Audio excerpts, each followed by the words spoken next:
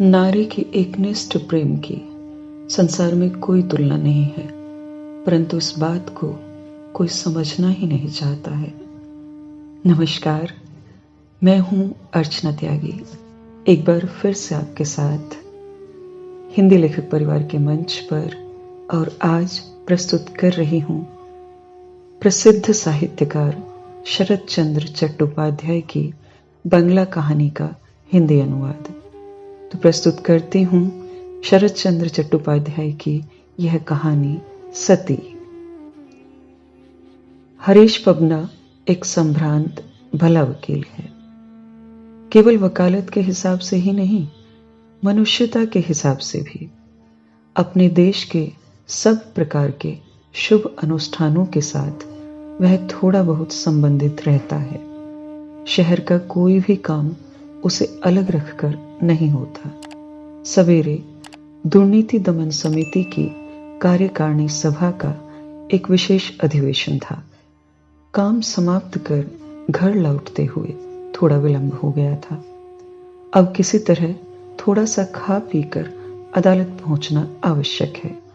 विधवा छोटी बहन उमा पास बैठी हुई देखभाल कर रही थी कि कहीं समय की कमी से खाने पीने में कमी न रह जाए। पत्नी निर्मला धीरे धीरे समीप जाकर बैठ गई। बोली, कल के अखबार में देखा है हमारी लावण्य प्रभा यहां लड़कियों के स्कूल की इंस्पेक्ट्रेस होकर आ रही है। यह साधारण सी बात कुछ संकेतों में बहुत गंभीर थी। उमा चकित होकर बोली, सचमुच क्या? उस लावण्य का नाम यहां तक कैसे पहुंचा भाभी? निर्मला बोली, आ ही गया, इन्हें पूछती हूं। हरीश मुंह उठाकर सहसा कड़वे स्वर से बोल उठा, मैं कैसे जानूंगा? सुनो तो, सरकार क्या मुझसे पूछकर लोगों को बहाल करती है? स्त्री ने स्निग्ध स्वर से उत्तर दिया, आह, नाराज क्यों होते हो? नाराजगी की बात तो मैंने कही नहीं। तुम्हारी तदबीर तगाजे से यदि किसी का उपकार हो तो वह प्रसन्नता की ही बात है।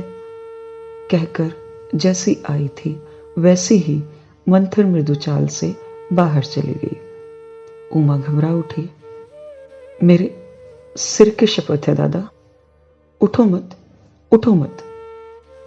हरीश विद्युत वेग से आसन छोड़कर उठ बैठा। नहीं, शांतिपूर्वक एक कौर खाया भी नहीं जा सकता, आत्मघात किए बिना। और कहते कहते शीघ्रतापूर्वक बाहर निकल गया। जाते समय राह में स्त्री का कोमल स्वर कान में पड़ा, तुम किस दुख से आत्मघात करोगे? जो करेगा उसे एक दिन दुनिया देख लेगी। यहां हरीश का कुछ पूर्व वृतांत कह देना आवश्यक है। इस समय उसकी आयु 40 से कम नहीं है, परंतु जब सचमुच कम थी, उस छात्र जीवन का एक इतिहास है। पिता राम मोहन उस समय 12 साल के सब जज थे। हरीश एमए परीक्षा की तैयारी के लिए कलकत्ता का मेस छोड़कर 12 साल आ गया था। पड़ोसी थे हर कुमार मजूमदार, स्कूल इंस्पेक्टर। वे बड़े निरीह, निराभिमानी एवं अगाध विद्वान थे। सरकारी काम से फुर्सत पाकर एवं बैठे रहकर कभी कभी आकर सादर आला बहादुर की बैठक में बैठते थे। गंजे मुंसिफ, दाढ़ी मुंडे डिप्टी, बहुत मोटे सरकारी वकील, शहर के अन्य गण्यमान्य व्यक्तियों के दल में से संध्या के पश्चात कोई भी प्रायः अनुपस्थित नहीं रहता। उसका कारण था सदर स्वयं निष्ठावान हिंदू थे, अतएव आलाप आलोचना का अधिकांश भाग होता था धर्म के संबंध में। और जैसा सब जगह होता है, यहां भी वैसे ही अध्यात्म तत्व कथा की शास्त्रीय मीमांसा का समाधान होता। खंड युद्ध की समाप्ति में उस दिन ऐसी ही एक लड़ाई के बीच हर कुमार अपनी बांस की छड़ी हाथ में लिए धीरे धीरे आ उपस्थित हुए। इस सब युद्ध विग्रह व्यापार में वे किसी भी दिन कोई अंश ग्रहण नहीं करते थे। स्वयं को ब्रह्म समाज के अंतर्गत समझने से ही अथवा शांत मौन प्रकृति के मनुष्य होने के कारण ही चुप रहकर सुनने के अतिरिक्त गले पकड़कर अपना मत प्रकट करने की चंचलता उनमें एक दिन भी नहीं देखी गई। परंतु आज दूसरी ही बात हुई। उनके कमरे में घुसते ही गंजे मुंसिफ बाबू उन्हीं को मध्यस्थ मान बैठे। इसका कारण यह था कि इस बार छुट्टी में कलकत्ता जाकर वे कहीं से इन महोदय के भारतीय दर्शन के संबंध में गंभीर ज्ञान का एक जनरव सुन आए थे। हर कुमार मुस्कुराते हुए सहमत हो गए। थोड़ी ही देर में पता चल गया कि शास्त्रों के बंगला अनुवाद मात्र का सहारा लिए ही उनके साथ तर्क नहीं चल सकता। सब लोग प्रसन्न हुए, न हुए तो केवल सब जज बहादुर स्वयं ही। अर्थात जो व्यक्ति जाति खो बैठा है उसका फिर शास्त्र ज्ञान किस लिए। और कहा भी ठीक यही। सबके उठ जाने पर उनके परम प्रिय सरकारी वकील बाबू आंखों का इशारा कर हंसते हुए बोले, सुना तो छोटे साहब, भूत के मुंह से राम नाम और क्या। डिप्टी साहब ठीक सम्मति नहीं दे सके। कहा, कुछ भी हो, परंतु जानते खूब हैं। सब जैसे कंठस्थ है। पहले मास्टरी करते थे या नहीं। हाकिम प्रसन्न नहीं हुए।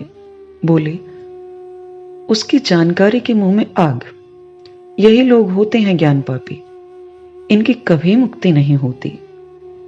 हरीश उस दिन चुपचाप एक ओर बैठा था।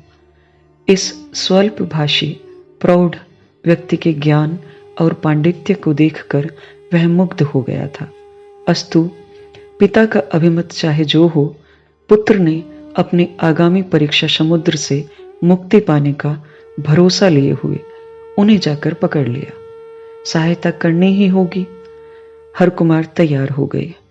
यहीं उनकी कन्या लावण्य के साथ हरीश का परिचय हुआ। वह भी आईएएस परीक्षा की पढ़ाई की तैयारी के लिए कलकत्ता की धमा चौकड़ी को छोड़कर आई हुई थी।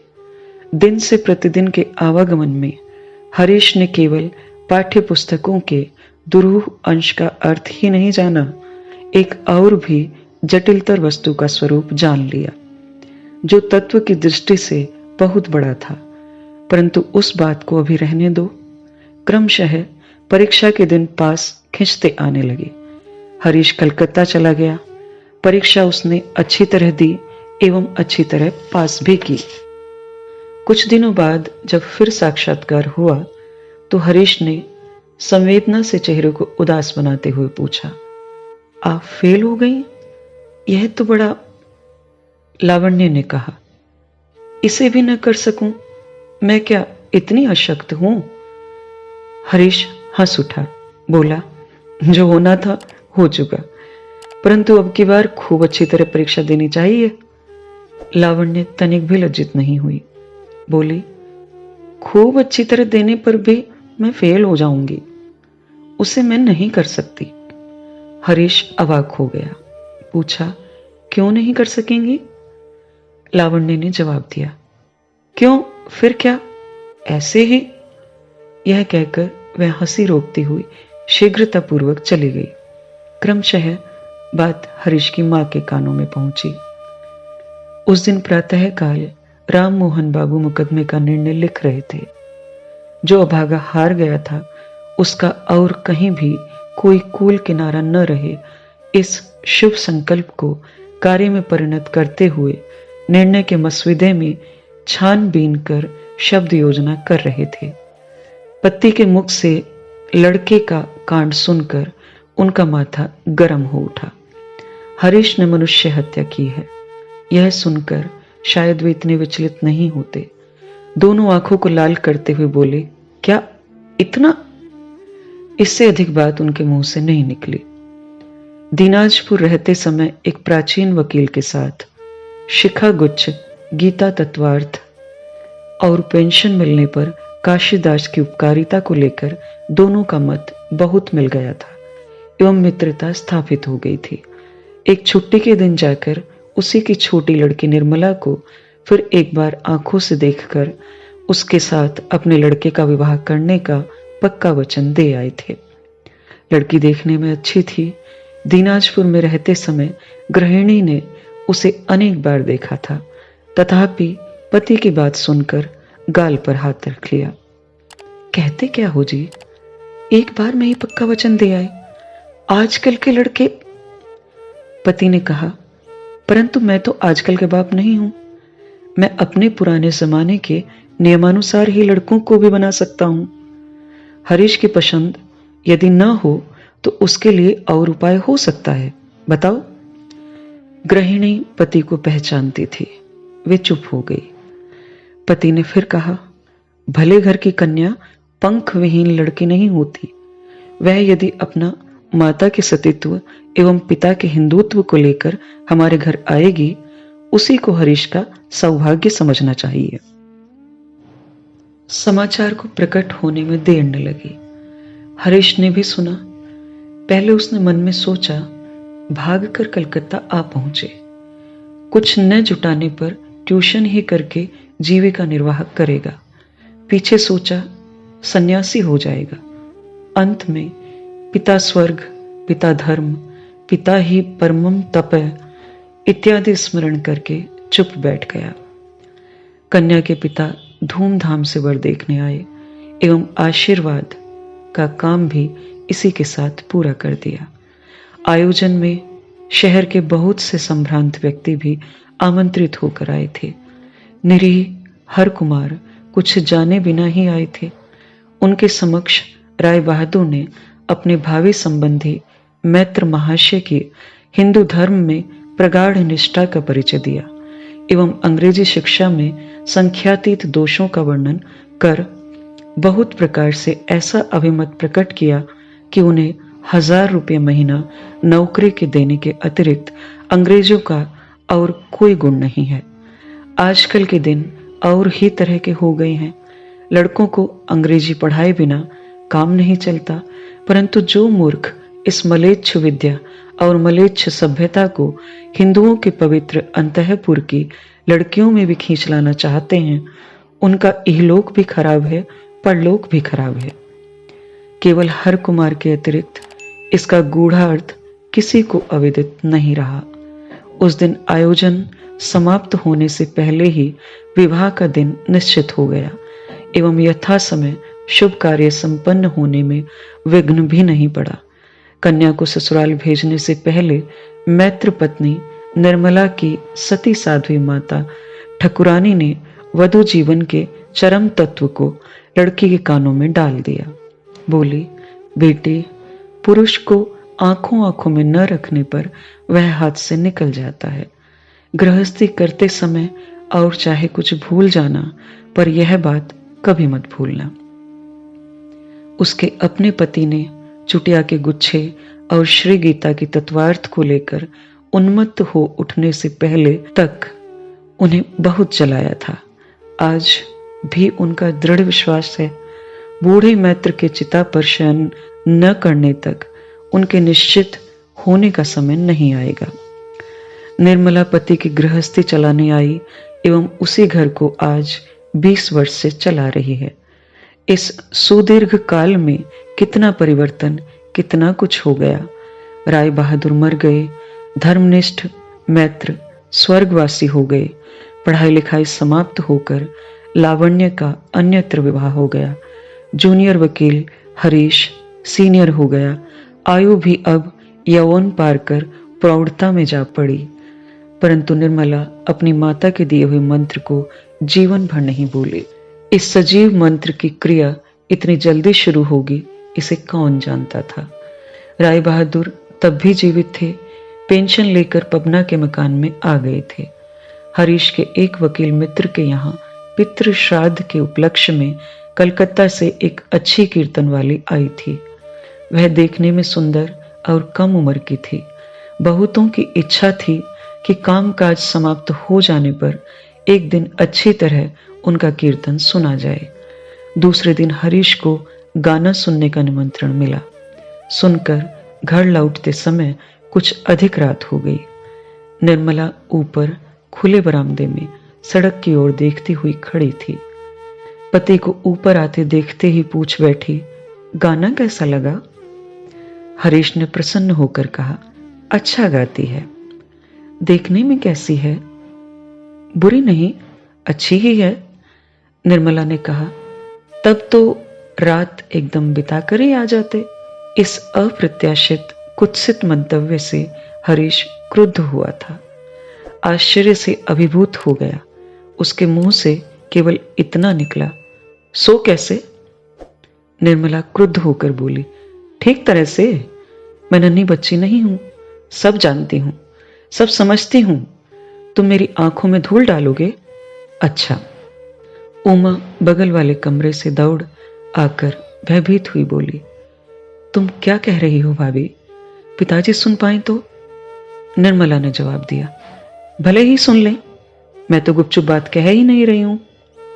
इस उत्तर के प्रत्युत्तर में उमा क्या कहे, सो नहीं सोच पाई, परंतु कहीं उसके उच्च स्वर से वृद्ध पिता की नींद टूट न जाए, इस भय से उसने दूसरे ही क्षण हाथ जोड़कर क्रोध को दबाए हुए गले से विनती करते हुए कहा, क्षमा करो भाभी, इतनी रात में चिल्लाकर और लज्जाजनक काम मत करो। बहू का कंठ स्वर इससे बढ़ा ही कम नहीं हुआ। कहा, किसके लिए लज्जाजनक? तुम क्यों कहोगी? ननद रानी, तुम्हारे हृदय का भीतरी भाग तो अब आग से भर ही नहीं सकता। कहते कहते उसने रोते हुए शीघ्रतापूर्वक कमरे में घुसकर जोर से दरवाजे बंद कर दिए।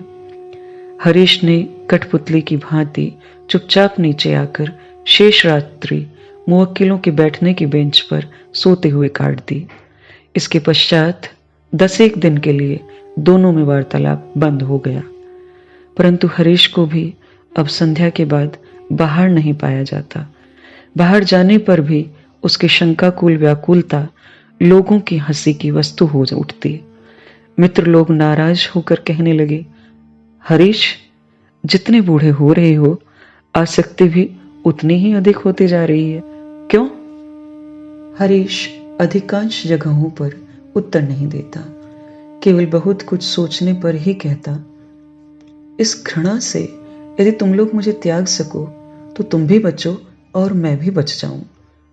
मित्र लोग कहते, व्यर्थ, सब व्यर्थ। उन्हें लज्जा दिलाने वाला अब स्वयं ही लज्जा से मरने लगा। उस बार पीलिया रोग से लोग बहुत अधिक मरने लगे। हरीश को भी रोग ने धर दबाया। कविराज ने आकर परीक्षा करने के उपरांत मुंह गंभीर बना लिया। कहा, मृत्युदायक है, बचना मुश्किल है। राय बहादुर तब तक परलोक जा चुके थे। हरीश की वृद्धा माता पछाड़ खाकर गिर पड़ी। निर्मला ने घर से बाहर निकलते हुए कहा, मैं यदि सती माता की सती कन्या हूं तो मेरी मांग का सिंदूर पहुंचने का साहस किसमें है?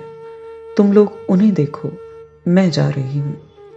कहकर वह शीतला के मंदिर में जा हत्या देकर पड़ गई। वे बचेंगे तो फिर घर लौटूंगी, अन्यथा यहीं रहकर उनके साथ चले जाऊंगी। 7 दिन तक देवता के चरणामृत के अतिरिक्त कोई उसे पानी तक नहीं पिला सका। कविराज ने आकर कहा, बेटे, तुम्हारे पति आरोग्य हो गए, अब तुम घर चलो। लोग भीड़ करके देखने आए। स्त्रियों ने पांव की धूली ली, उसके माथे में थोप थोप कर सिंदूर भर दिया। मनुष्य तो नहीं, जैसे साक्षात देवी हो। वृद्धों ने कहा, सावित्री का उपाख्यान मिथ्या है। क्या कलयुग में धर्म चला गया? कह देने से एकदम 16 आने चला गया। यम के मुख से पति को ले आई है। मित्र लोग लाइब्रेरी में बहस करने लगे। किसी साथ से ही मनुष्य स्त्री का गुलाम होता है। विवाह तो हम लोगों ने भी किया है, परंतु ऐसी स्त्री कोई नहीं होगी। अब समझ में आया कि हरीश संध्या के बाद बाहर क्यों नहीं रहता था। वीरेन वकील भला आदमी है। गत वर्ष छुट्टियों में काशी जाकर वह किसी सन्यासी से मंत्र ले आया है। टेबल पर प्रचंड काराघात करता हुआ बोला, मैं जानता था कि हरीश नहीं मर सकेगा। वास्तव में सतीत्व नामक वस्तु क्या मामूली बात है। घर में रहने के लिए कह गई, यदि सती माता की सती कन्या हों तो ओह, शरीर सिहर उठता है। तारणी चटर्जी बूढ़े हो चले हैं, अफीमखोर आदमी हैं। एक और बैठे हुए एकाग्र चित्र से तंबाकू पी रहे थे। हुक्के को बेरा के हाथ में दे निश्वास छोड़ते हुए बोले, शास्त्र के मत से सहधर्मिणी की बात कठिन है। मुझे को देखो ना, केवल 7 लड़कियां ही हैं। विवाह करते करते ही कंगाल हो गया। बहुत दिनों बाद ठीक होकर फिर जब हरीश अदालत में आया तब कितने लोगों ने उसका अभिनंदन किया, उसकी संख्या नहीं। ब्रजेंद्र बाबू ने खेदपूर्वक कहा, भाई हरीश, स्त्रैण कहकर तुम्हें बहुत लज्जित किया है, क्षमा करो। लाखों क्या, करोड़ों करोड़ों के बीच तुम्हारे जैसा भाग्यवान कोई नहीं है। तुम धन्य हो, स्त्री के गुलाम नहीं हो। भक्त वीरेन बोला, सीता सावित्री की बात को न तो छोड़ दो, परंतु लीलावती गार्गी हमारे ही देश में जन्मी थी। भाई, स्वराज्य फराज कुछ भी कहो, किसी तरह नहीं हो सकता जब तक स्त्रियों को फिर उसी तरह का नहीं बना दिया जाता। मुझे तो लगता है कि शीघ्र ही पबना में एक आदर्श नारी शिक्षा समिति स्थापित करने की आवश्यकता है, एवं जो आदर्श महिला उसकी स्थायी अध्यक्ष होंगी उनका नाम तो हम सभी जानते हैं। वृद्ध तारिणी चटर्जी ने कहा, उसी के साथ एक दहेज प्रथा निवारणी समिति होना भी जरूरी है। सारा देश क्षार हो गया है। ब्रजेंद्र ने कहा, हरीश, तुम्हारा तो बचपन में अच्छा लिखने वाला हाथ था।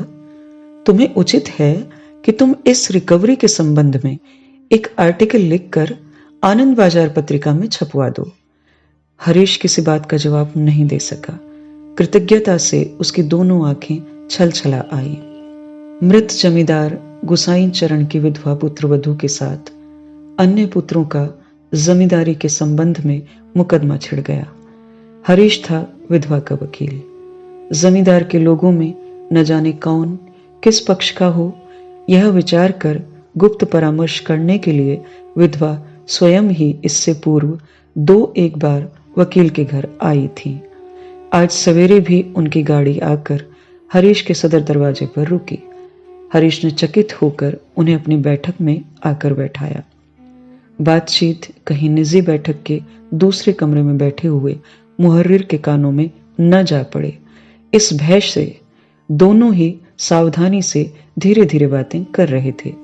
विधवा के किसी असंलग्न प्रश्न पर हरीश द्वारा हंसकर जवाब देने की चेष्टा करते ही बगल वाले कमरे के पर्दे की ओट में से अचानक एक तीक्ष्ण कंठ स्वर आया, मैं सब सुन रही हूं। विधवा चौंक पड़ी। हरीश लज्जा और आशंका से काट हो गया। एक जोड़ी अत्यंत सतर्क कान और नेत्र उस पर दिन रात पहरा लगाए रहते हैं, यह बात वह क्षण भर के लिए भूल गया था। पर्दा हटाकर निर्मला रणचंडी सी बाहर निकल आई। हाथ हिलाकर कंठ स्वर में जहर घोलती हुई बोली, फुसफुसाकर बातें करके मुझे धोखा दोगे? मन में भी मत सोचना। क्यों, मैंने अपने साथ तो कभी इस तरह हंसकर बातें करते नहीं देखा। अभियोग बिल्कुल झूठा नहीं था। विधवा भयभीत होकर बोली, यह क्या उपद्रव है हरीश बाबू? हरीश विमूढ़ की भांति क्षण भर देखता रहकर बोला, पागल। निर्मला ने कहा, पागल? पागल ही सही, परंतु करोगे क्या? सुनो तो। कहकर वह हाउ हाउ करके रोती हुई अचानक घुटने टेक कर विधवा के पांव के पास धम धम करके माथा फोड़ने लगी। मुहर्रिर काम छोड़कर दौड़ा आया। एक जूनियर वकील उसी के लिए आया था। वह आकर दरवाजे के समीप खड़ा हो गया। बोस कंपनी का बिल भुगतान के लिए आया हुआ आदमी उसी के कंधे के ऊपर उचकने लगा एवं उन्हीं की आंखों के सामने निर्मला सिर फोड़ने लगी। मैं सब जानती हूं, मैं सब समझती हूं, रहो, तुम ही लोग सुखी रहो, परंतु सती माता की कन्या यदि हूं, यदि मन वचन से एक के अतिरिक्त दूसरे को जानती भी हूं, यदि। इधर विधवा स्वयं भी रोती हुई कहने लगी, यह क्या तमाशा है हरीश बाबू, यह क्या बदनामी दी जा रही है, यह क्या मेरा। हरीश ने किसी बात का कोई प्रतिवाद नहीं किया। नीचा मुंह किए खड़े हुए उसके मन में होने लगा, पृथ्वी क्यों नहीं फट जाती हो। लज्जा, घृणा, क्रोध से हरीश उसी कमरे में स्तब्ध होकर बैठा रहा। अदालत जाने के बाद सोच भी नहीं सका। दोपहर को उमा आकर बहुत साध्य साधना एवं सिर के शपथ देकर कुछ खिला गई। संध्या होने से पूर्व ब्राह्मण महाराज ने चांदी की कटोरी में थोड़ा सा पानी लेकर पांवों के पास रख दिया। हरीश को पहले तो इच्छा हुई कि लात मारकर फेंक दे, परंतु आत्म संवरण करके आज भी पैर का अंगूठा उसमें डुबा दिया। पति का चरणामृत पान किए बिना निर्मला किसी दिन पानी भी नहीं छूती थी। रात में बाहर के कमरे में अकेला लेटा हुआ हरीश सोच रहा था, उसके इस दुख में दुभर जीवन का अंत कब होगा। ऐसा बहुत दिन बहुत प्रकार से सोचा है, परंतु अपनी सती स्त्री के एकनिष्ठ प्रेम के दुस्सह नागपाश बंधन से मुक्ति का कोई भी मार्ग उसकी आंखों को दिखाई नहीं दिया। 2 वर्ष बीत गए। निर्मला ने खोज करके जाना है कि अखबार की खबर झूठी नहीं है। लावण्य सचमुच ही पबना के लड़कियों के स्कूल की निरीक्षिका बनकर आ रही है।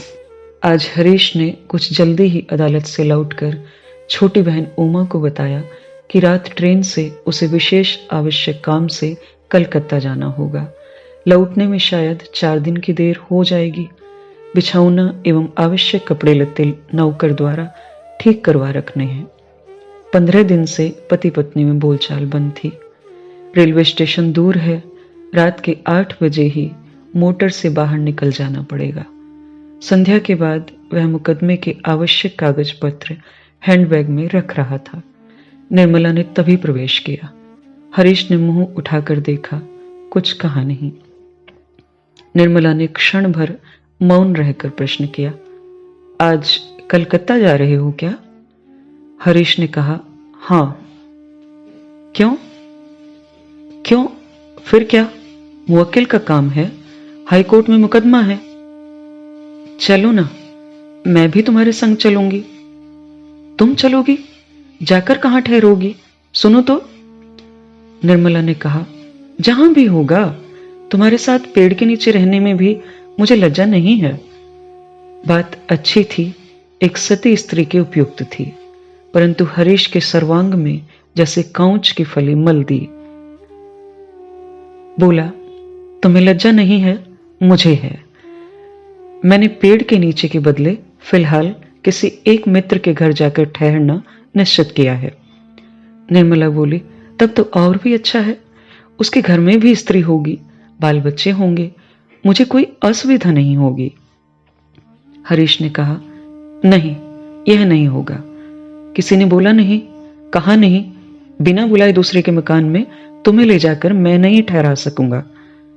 निर्मला बोली, नहीं हो सकेगा, सो जानती हूं। मुझे साथ लेकर लावण्य के घर में तो ठहरा नहीं जा सकता। हरीश क्रुद्ध हो उठा, हाथ मुंह हिलाकर चिल्लाता हुआ बोला, तुम जैसी घृणित हो वैसी ही नीच भी। वह विधवा भद्र महिला है, मैं वहां क्यों जाऊंगा? वह भी मुझे आने के लिए क्यों कहेगी? इसके अतिरिक्त मेरे पास समय ही कहां है। दूसरे के काम से कलकत्ता जाकर सांस छोड़ने की फुर्सत भी नहीं मिलेगी। मिलेगी जी, मिलेगी, कहकर निर्मला कमरे से बाहर निकल गई। 3 दिन बाद हरीश के कलकत्ता से लौट आने पर स्त्री ने कहा, 4-5 दिन के कह गए, 3 दिन में ही लौट आए, यह तो बड़ा। हरीश ने कहा, काम खत्म हो गया, चला आया। निर्मला ने जोर से हंसते हुए एक प्रश्न किया, लावण्य से साक्षात्कार नहीं हुआ शायद? हरीश ने कहा, नहीं। निर्मला ने बड़ी भली आदमीन की भांति पूछा, कलकत्ता जाकर भी एक बार खबर क्यों नहीं ली? हरीश ने जवाब दिया। समय नहीं मिला। इतने पास जाकर थोड़ा सा समय तो निकाला ही जा सकता था, कहकर वह चली गई। इसके महीने भर बाद एक दिन अदालत जाने के लिए बाहर निकलते समय हरीश ने बहन को बुलाकर कहा, आज मेरे लौटने में शायद थोड़ी रात हो जाएगी उमा। क्यों दादा? उमा पास ही थी। धीरे धीरे बात हो रही थी, परंतु कंठ स्वर को ऊंचा चढ़ाकर किसी अदृश्य को लक्ष्य करते हुए हरीश ने उत्तर दिया, योगिन बाबू के घर एक जरूरी परामर्श करना है, देर हो सकती है। लौटने में देरी हुई, रात के 12 से कम नहीं। हरीश ने मोटर से उतरकर बाहर के कमरे में प्रवेश किया। कपड़े उतारते समय सुना स्त्री ऊपर के जंगले से ड्राइवर को बुलाकर पूछ रही है, अब्दुल, योगिन बाबू के मकान से आ रहे हो शायद? अब्दुल ने कहा, नहीं माई जी, स्टेशन से आए हैं। स्टेशन? स्टेशन से क्यों? गाड़ी से कोई आया था शायद? अब्दुल ने कहा, कलकत्ता से एक माई जी और बच्चा आया था। कलकत्ता से? बाबू उन्हें लेने गए और घर पहुंचा आए शायद? हाँ, कहकर अब्दुल गाड़ी को गैरेज में ले आया। कमरे में हरीश ओट में खड़ा रहा। ऐसी संभावना की बात उसके मन में भी नहीं आई थी। ऐसी बात नहीं है, परंतु अपने नौकर से झूठ बोलने का अनुरोध करना उससे किसी प्रकार नहीं हो सका। रात को ही शयन गृह में एक कुरुक्षेत्र कांड हो गया। दूसरे दिन सवेरे लावण्य अपने लड़के को लिए घर आ उपस्थित हुई। हरीश बाहर के कमरे में था। उससे कहा, मेरा आपकी स्त्री से परिचय नहीं है, चलिए बातचीत कर लूं। हरीश की छाती के भीतर उलट पुलट होने लगी। एक बार उसने यह भी कहना चाहा कि इस समय काम की बड़ी भीड़ है, परंतु यह कारण ठीक नहीं लगा। उसे साथ ले जाकर अपनी स्त्री के साथ उसका परिचय करा देना पड़ा। 10 वर्ष का लड़का और लावण्य। निर्मला ने उन्हें ससम्मान ग्रहण किया। लड़के को खाने के लिए दिया एवं उसकी मां को आसन बिछाकर बलपूर्वक बैठाया। कहा, मेरा सौभाग्य है जो आपके दर्शन पाए। लावण्य इसका उत्तर देती हुई बोली, हरीश बाबू के मुंह से सुना था, आपने क्रमशः वार व्रत और उपवास कर करके शरीर को नष्ट कर डाला है। इस समय भी तो अधिक अच्छा नहीं दिखता। निर्मला हंसती हुई बोली, यह सब प्रशंसा करने की बातें हैं, परंतु यह सब उन्होंने कब कहा? हरीश उस समय भी पास ही खड़ा था। वह एकदम विवर्ण हो उठा। लावण्य ने कहा, इसी बार कलकत्ता में खाने बैठे तो केवल आपकी ही बात। उनके मित्र कुशल बाबू के मकान से हम लोगों का मकान बहुत पास ही है ना। छत के ऊपर से जोर से पुकारने पर भी सुनाई पड़ता है। निर्मला बोली, खूब सुविधा से। लावण्य हंसकर बोली, किंतु केवल उसी से काम नहीं चलता था। लड़के को भेज बाकायदा पकड़वाकर बुलाया जाता था। अच्छा, लावण्य बोली, फिर जातीय कट्टरता भी नहीं छोड़ते। ब्राह्मणों का स्पर्श किया हुआ खाते नहीं थे। मेरी बुआ के हाथ तक का नहीं, सब कुछ मुझे स्वयं बनाकर परोसना पड़ता था। यह कहकर वह हंसती हुई कौतुक सहित हरीश की ओर देखती हुई बोली, अच्छा, इसमें आपको क्या लज्जा थी? कहिए तो, मैंने क्या ब्रह्म समाज छोड़ दिया है? हरीश का सर्वांग थरथराने लगा। उसकी मिथ्यावादिता प्रमाणित हो जाने से उसके मन में हुआ, इतने दिन तक एक मां वसुमती ने कृपा करके शायद उसे पेट में रख छोड़ा था, परंतु अत्यंत आश्चर्य यह था कि निर्मला आज भयंकर उन्मादपूर्ण कोई कांड न करके स्थिर बैठी रही। संशय की वस्तु ने निर्विरोध सत्य के रूप में दिखाई देकर शायद उसे हतचेतन कर डाला था।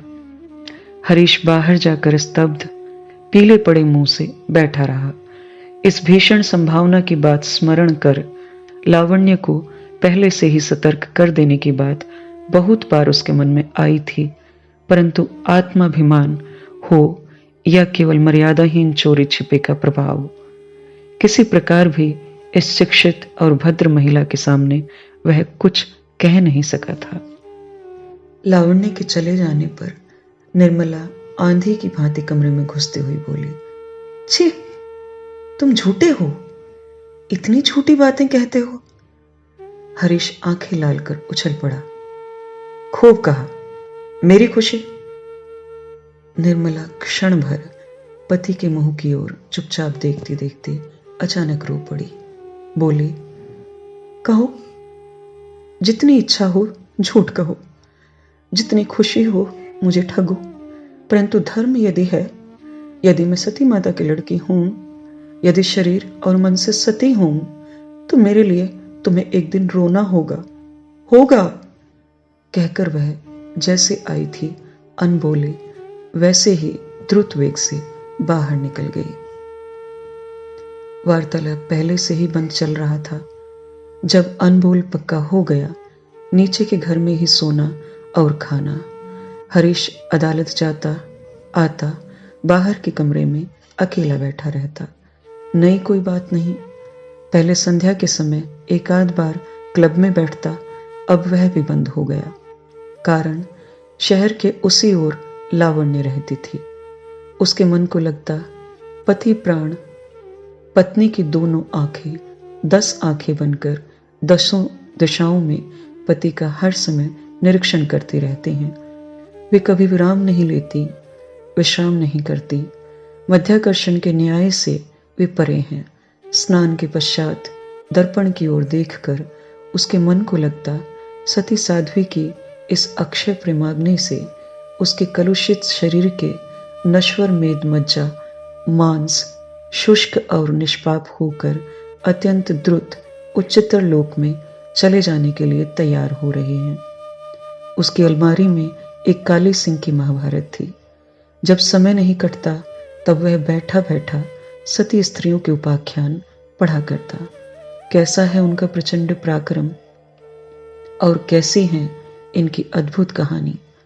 पति पापी तापी जो भी हो, मात्र पत्नी के सतीत्व के बल पर ही समस्त पापों से मुक्त होकर अंत में कल्प भर वे दोनों इकट्ठे रहते हैं। कल्प कितना बड़ा होता है इसे हरीश नहीं जानता, परंतु लगता है कि वह कम नहीं होता। एवं ऋषियों मुनियों द्वारा लिखित शास्त्र के वाक्य भी मिथ्या नहीं होते। यह बात सोचकर उनका स्वांग विवश हो उठता।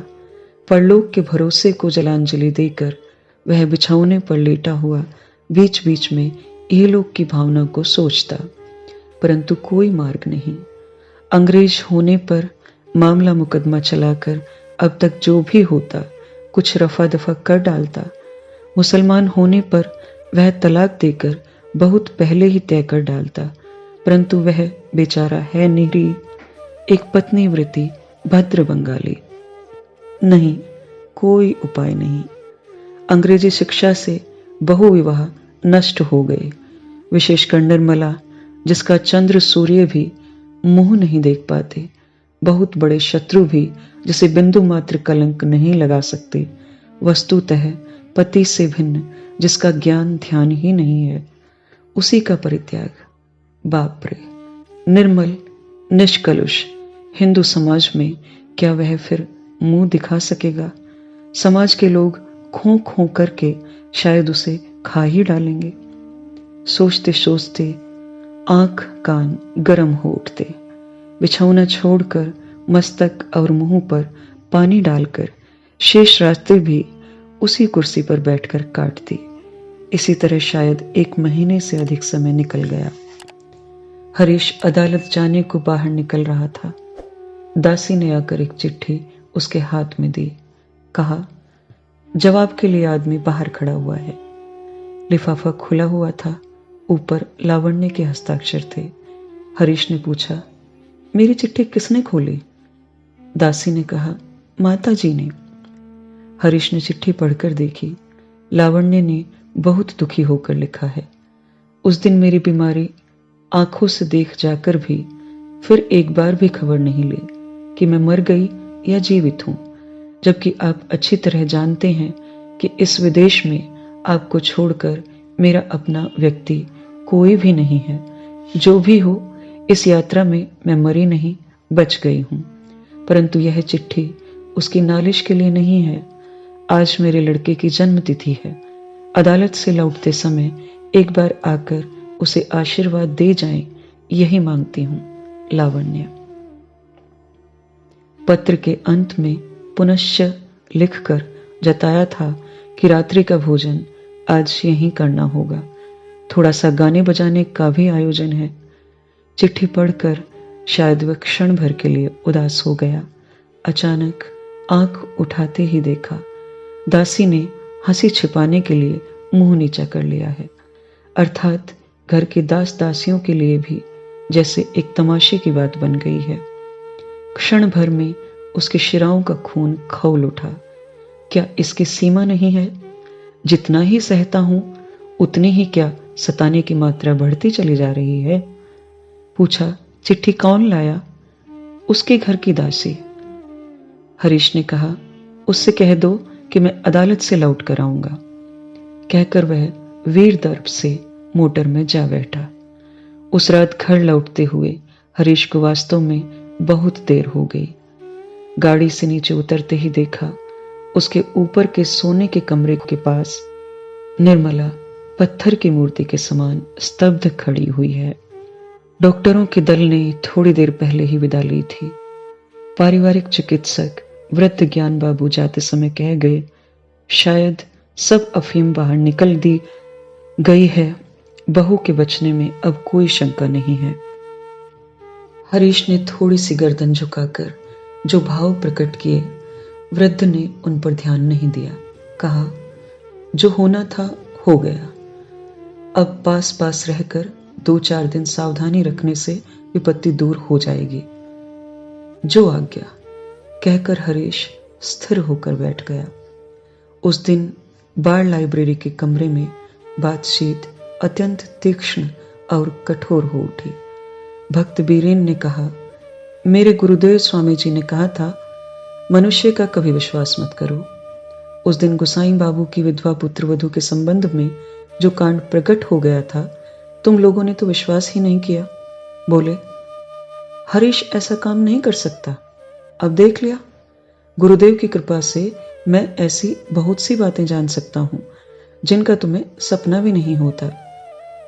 ब्रजेंद्र बोला, ओह, हरीश कितना धूर्त है, कैसी सती साध्वी स्त्री है, फिर भी संसार का मजा देखता है। क्या केवल बदमाशों के भाग्य में ही ऐसी स्त्रियां लिखी हुई हैं? वृद्ध तारिणी चटर्जी हुक्का लिए गुड़गुड़ा रहे थे। बोले, निस्संदेह मेरे तो सिर के बाल पक गए, परंतु चरित्र पर कभी कोई धब्बा तक नहीं दे सका। फिर मेरे हुई 7-7 लड़कियां, ब्याह करते करते दिवालियां हो गया। योगिन बाबू ने कहा, हम लोगों की लड़कियों के स्कूल की निरीक्षिका लावण्य प्रभा ने महिलाओं को एक बार में ही अपना आदर्श दिखा दिया। अब तो सरकार को चेता देना ही उचित है। भक्त वीरेन बोला, निश्चित रूप से आवश्यक है। पूरा एक दिन भी नहीं बीत पाया, सती साध्वी के पति हरीश के चरित्र को जाने बिना कोई भी बाकी नहीं रहा, एवं मित्र वर्ग की कृपा से सब बातें उनके कान में भी आ पहुंची। उमा ने आकर आंखें पोंछते हुए कहा, दादा तुम दोबारा विवाह कर लो। हरीश ने कहा, पगली। उमा ने कहा, पगली क्यों? हमारे देश में तो पुरुषों के लिए बहु विवाह था। हरीश ने कहा, तब हम लोग बर्बर और जंगली थे। उमा जिद करती हुई बोली, बर्बर किस लिए? तुम्हारे दुख को और कोई नहीं जानता, पर मैं तो जानती हूं। संपूर्ण जीवन क्या इसी तरह व्यर्थ चला जाएगा? हरीश ने कहा, उपाय क्या है बहन? स्त्री त्याग कर फिर विवाह कर लेने की व्यवस्था पुरुषों के लिए है, सो जानता हूं, परंतु लड़कियों के लिए तो नहीं है। तेरी भाभी भी यदि इसी रास्ते को अपना सकती तो मैं तेरी बात जरूर मान लेता। उमा, तुम जाने क्या कहते हो दादा? कहकर उमा नाराज होकर चली गई। हरीश चुप होकर अकेला बैठा रहा। उसके उपायहीन अंधकार में हृदय तल में से केवल एक बात बार बार उठने लगी, रास्ता नहीं है, कोई रास्ता नहीं है। इस आनंदहीन जीवन में दुख ही ध्रुव निश्चित बन गया है। उसके बैठने के कमरे में तब संध्या की छाया गहन होती चली आ रही थी। अचानक उसे सुनाई पड़ा, पास के मकान के दरवाजे पर खड़ा हुआ वैष्णवी भिखारियों का दल कीर्तन के स्वर में दूती का विलाप गा रहा है। दूती मथुरा में आकर ब्रजनाथ की हृदयहीन निष्ठुरता की कहानी रो रो कर सुना रही है। उस समय उस अभियोग का क्या उत्तर दूती को मिला, सो नहीं जानता, परंतु यहाँ वह ब्रजनाथ के पक्ष में बिना पैसे का वकील बनकर खड़ा हो तर्क पर तर्क एकत्रित कर मन ही मन कहने लगा, अरे दूती, नारी का एक निष्ठ प्रेम बहुत अच्छी वस्तु है, संसार में उसकी तुलना नहीं, परंतु तुम तो सब बात समझोगी नहीं, कहीं भी नहीं है। परंतु मैं जानता हूं कि ब्रजनाथ किसके भय से भाग गए एवं 21 वर्ष तक फिर क्यों उधर देखा भी नहीं। कंस टंस की बातें सब झूठी हैं, असली बात श्री राधा का यही एक निष्ठ प्रेम है। थोड़ा सा रुक कर कहने लगा, तब उस समय तो बहुत सुविधा थी कि मथुरा में छिपकर रहा जा सकता था, परंतु इस समय बड़ी कठिनाई है, न कहीं भागने की जगह, न कहीं मुंह छिपाने का स्थान। अब यदि भुक्त भोगी ब्रजनाथ दया करके अपने शरणागत को तनिक जल्दी ही अपने चरणों में स्थान दे दें तो वह बच जाए। अभी आपने सुनी शरत चंद्र चट्टोपाध्याय की बंगला कहानी का हिंदी अनुवाद, जिसका शीर्षक था सती। मैं अर्चना त्यागी अब आपसे विदा लेती हूँ। फिर मिलते हैं एक नई कहानी के साथ बेहतरीन कहानियों के सफर में।